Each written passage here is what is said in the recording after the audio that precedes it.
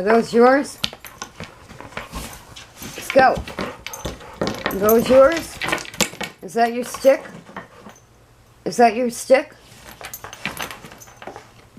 Do you need those? What do you think? You need those?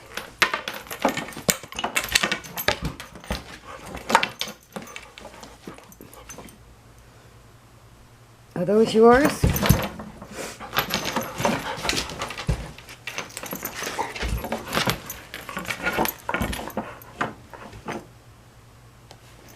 You want to take that with you?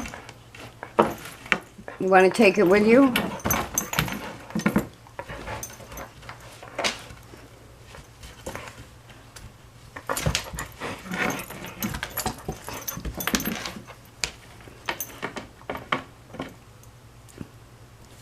Do you need that to go somewhere? Huh? Do you need that stick to go somewhere? Where are you going to go with this stick? Where are you going to go with this stick? You want to bring it? That's exactly what I need to happen. He needs to flip it over his back until he gets used to that happening. That was the issue that I asked Wendy to come up and help me correct. That the poles would go up on his back, and then... So I'm going to let him do this for a few minutes.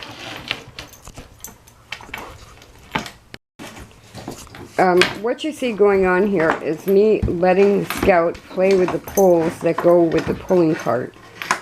The other day I asked someone to come up and help hold him while I figured out what was jiggly about the way I had the cart set up, which is these poles attached to the front lower part of the cart, and then they attach to his harness.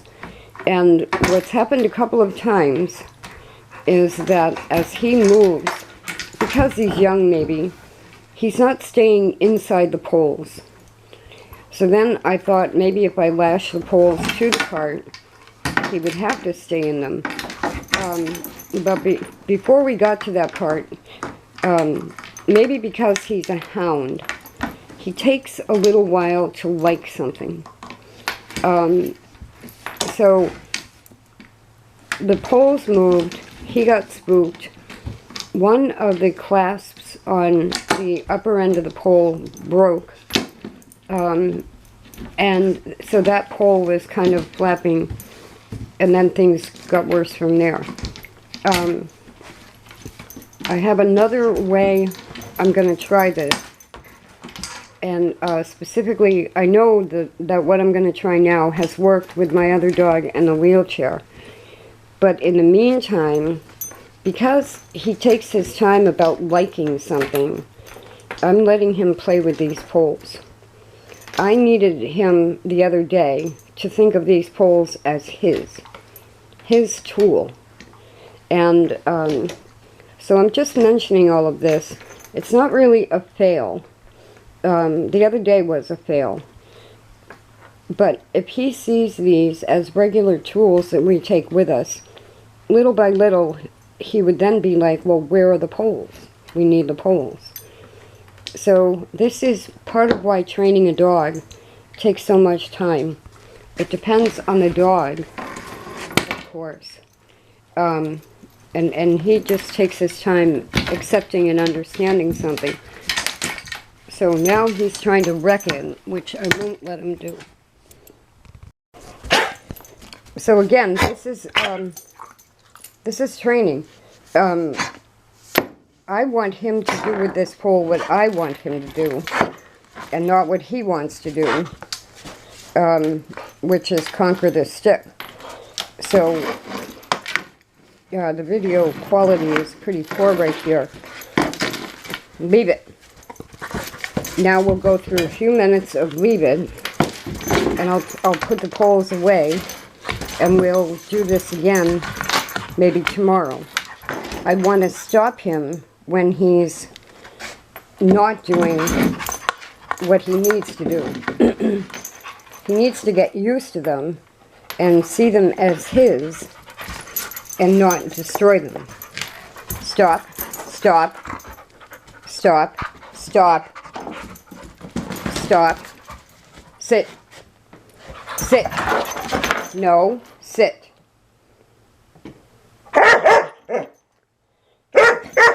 They're not a toy, they're a tool.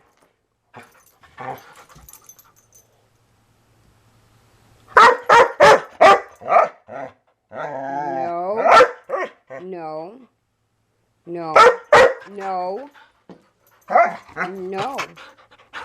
no, no, back, back,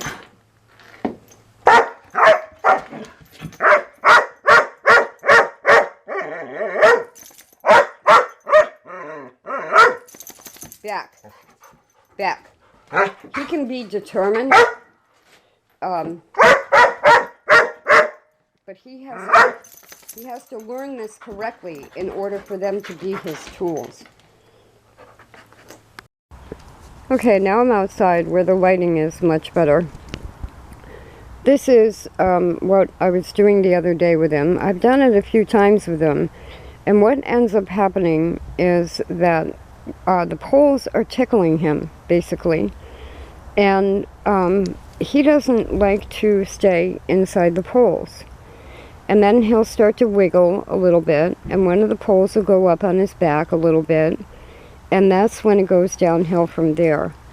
So I think our assessment the other day was two things.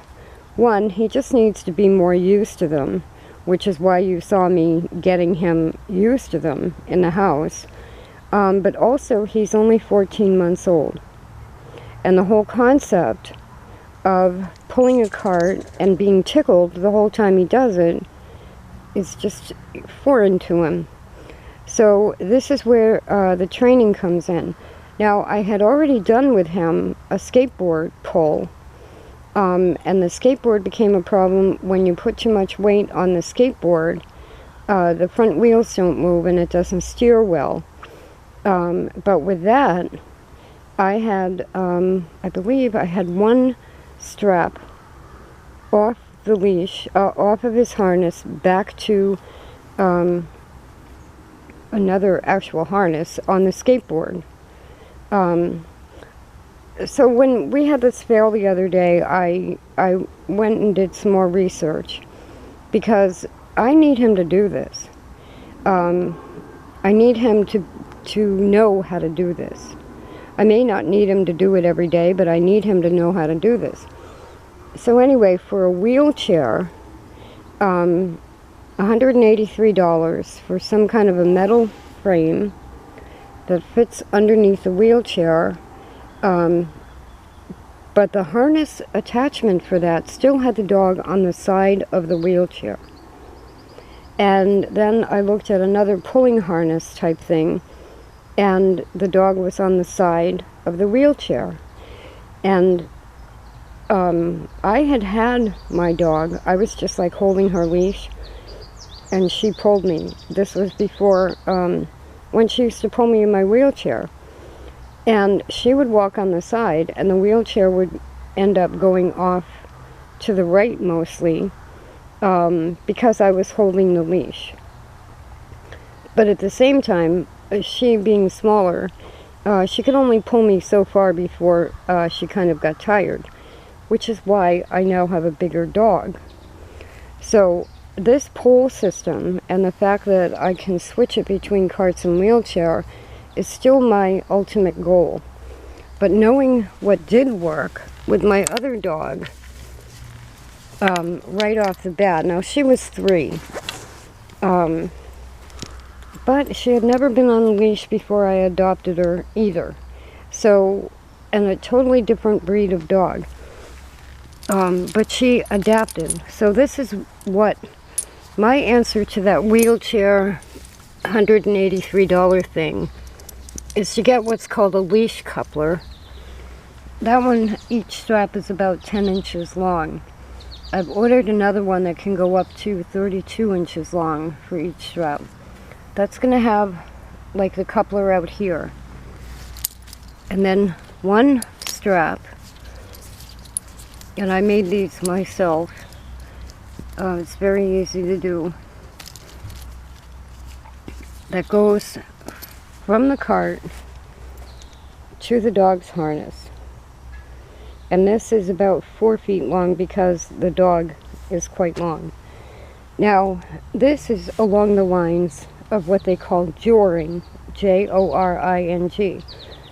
If you look at a sled pulling vest, sled pulling harness, it's got crosses. They call it an X-back. But I just looked at one website, and the dogs can back out of those harnesses. So that leaves that out with Scout because as a puppy he kind of tends to do that anyway. The other type is similar to a weight pulling vest or a harness, and I've already adapted his harnesses to be like that. So the one thing that both of those have in common is the lead coming off the center D-ring in the middle of the back of the dog, off the top of the harness really. So instead of two poles tickling his sides, this one strap potentially should be going down his back and to the cart. Now the issue is, so let's say he walks to the left, the cart's going to go straight. So in my case, I'm going to have to, it's more going to be like a sled dog setup. I'm going to have to be behind the cart, steering the cart, with the dog pulling it. And we're talking mush. Now, I still don't want an X-type harness on him, simply because if something else spooks him, I don't want him backing out at all. Now, my other dog, I didn't use the leash coupler. I had that at that time, but you can see that will fit right here. So I bought the longer one because I'm going to clip it on the wheelchair frame. Now with the wheelchair, it's a little bit different because I'll be in the chair. And what this is going to do in the wheelchair is allow me to steer the chair